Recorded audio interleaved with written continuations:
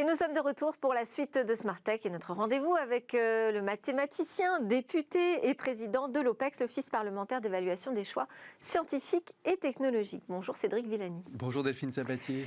Alors, vous souhaitiez revenir sur l'audition que vous avez réalisée avec l'OPEX sur l'impact des champs électromagnétiques sur la santé des animaux d'élevage. Tout d'abord, je précise que vous aviez été saisi par la Commission de développement durable et l'aménagement du territoire de l'Assemblée nationale sur ce sujet. L'objectif était de dresser un bilan des connaissances scientifiques sur ce sujet. Alors pour cela, déjà, qui avez-vous invité autour de la table des discussions ? Oui, pour cette audition qui était très attendue, on a senti une très grande attente, j'y reviendrai. L'idée était d'inviter tout le monde, tous ceux qui devaient s'exprimer autour de ce sujet. Donc nous avions aussi bien, on a ouvert le bal de cette audition avec Joe Viart, un physicien titulaire d'une chaire sur l'impact des ondes électromagnétiques sur le vivant, chaire Télécom. Et puis on a continué avec des représentants du monde agricole. Il y a une association qui s'est créée il y a longtemps de cela sur ce sujet, s'appelle l'ANAST, l'association des animaux sous tension.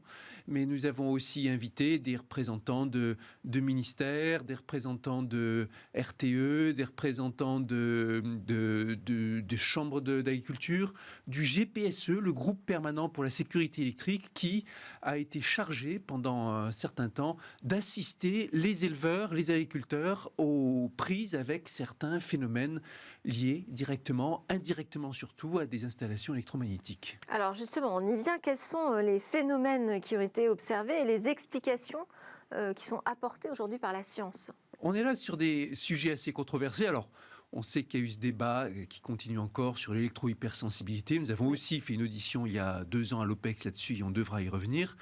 Ici, c'est la même chose, mais c'est pas vraiment la même chose parce que ce sont des animaux d'élevage. C'est dans un contexte qui est différent. C'est à la campagne et ce sont des phénomènes tels que suite à installation de lignes à très haute tension, suite à installation non loin d'un parc d'éoliennes, des animaux qui se retrouvent avec des pertes de fertilité, des pertes d'appétit, qui se regroupent de façon étrange, des choses qui ne sont pas vraiment expliquées. Pendant longtemps, on a pu dire, bon, ce sont des divagations, des affabulations. Aujourd'hui, force est de constater que ce ne sont pas des affabulations. Alors attention, on n'est pas en train de parler de phénomènes massifs par rapport à l'ensemble des installations. C'est une petite fraction, mais dans l'absolu, ça représente des dizaines de cas. Dans certains cas, de vraies détresses des éleveurs, dans certains cas, des faillites. Et détresse aggravée par le fait que parfois, l'éleveur ne trouve aucune porte ouverte, personne pour écouter et pour chercher une réponse. Ça concerne aussi les antennes mobiles ? Ici, il s'agit principalement, c'est pas tellement les antennes mobiles qui ont été discutées dans cette audition, ce sont surtout des installations de très grande ampleur. Je parle de très haute tension ou d'éoliennes. Avec les éoliennes, on sait qu'il y a eu des cas très controversés. On a eu l'audition d'une mission qui a eu lieu sur un cas à fort problème en Loire-Atlantique, un parc d'éoliennes et des éleveurs qui se sont retrouvés avec un certain nombre de problèmes. Dans leur détresse, les éleveurs se sont retournés souvent vers ce qu'on appelle des géobiologues, des spécialistes qui sont les héritiers des anciens sourciers avec un savoir très empirique, des bases scientifiques plutôt fluctuantes, parfois des solutions apportées et des choses qui marchent, nous disent les éleveurs, et l'obligation pour les scientifiques d'écouter cela et de se poser la question: qu'est-ce qu'il y a dans ces cas quelle est la situation à évaluer et comment il faut y remédier. Alors attention. On a des débuts de réponse scientifiques, justement. D'abord, ce sont toujours des situations indirectes. C'est pas l'exposition directe aux ondes, c'est toujours l'interaction avec d'autres installations, avec des choses présentes sur l'élevage, ou avec une géologie particulière. Alors, dans les traditions, les géobiologues nous parlent de courants vagabonds, de toutes sortes de courants parasites. Force est de constater que la géologie est une science très complexe, mais on le savait déjà. Il faut se souvenir que la dérive des continents, ce pilier majeur de la géologie, ça a été admis par la science seulement dans les années 1960. longtemps après qu'on avait élucidé les mystères de l'atome. Et certainement qu'il y a dans des configurations particulières, géologiques, en relation avec les cours d'eau, en relation avec des failles, en relation avec qui sait quoi, des situations qui parfois amènent des anomalies électromagnétiques. Et les préconisations de la mission ministérielle qui agit sur ce cas que je vous ai évoqué d'éoliennes sont excellentes. Elles nous disent qu'il nous faut un observatoire dédié qui recense les cas de sorte qu'on puisse avoir des informations fiables là-dessus. Il nous faut des moyens pour répondre à ces demandes.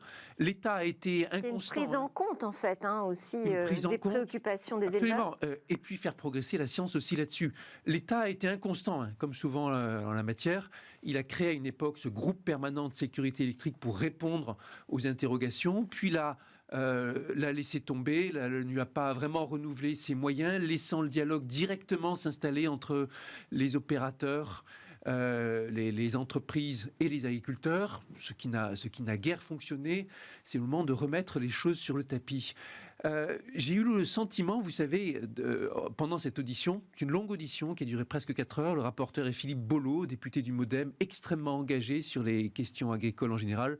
C'était lui aussi qui avait été rapporteur sur la mission plastique dont je vous avais parlé. Et donc cette audition, il fallait qu'elle ait lieu pour que la parole se libère. La NAS nous a dit, ça fait 30 ans qu'on attend une telle audition où on puisse écouter, où tout le monde écoute et où on puisse dire tout ce qu'on a sur le cœur.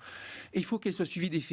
Il y a quelques années, je me souviens, audition sur l'électro-hypersensibilité, le représentant de l'INSERM, le PDG de l'INSERM nous avait dit il y a quelque chose derrière l'hypersensibilité, il faut qu'on étudie ça avec des cohortes. 3 ans après, qu'est-ce qui a été fait? Rien du tout. Nous avons le devoir de suivre et à l'OPEX, nous nous engagerons à effectuer ce suivi. Merci beaucoup. Et on rappelle que c'est une audition publique. Audition publique que vous retrouverez sur YouTube ou sur d'autres canaux. Pour tous ceux qui veulent en savoir davantage sur le sujet. Ondes électromagnétiques, animaux, et vous tomberez sur cette audition riche, très riche. Merci beaucoup Cédric Villani, député de l'Essonne et président de l'OPEX, d'être avec nous régulièrement pour nous tenir au courant de vos travaux. À suivre, ce sera la fin pratiquement de Smartech, une technologie de recharge par la peau.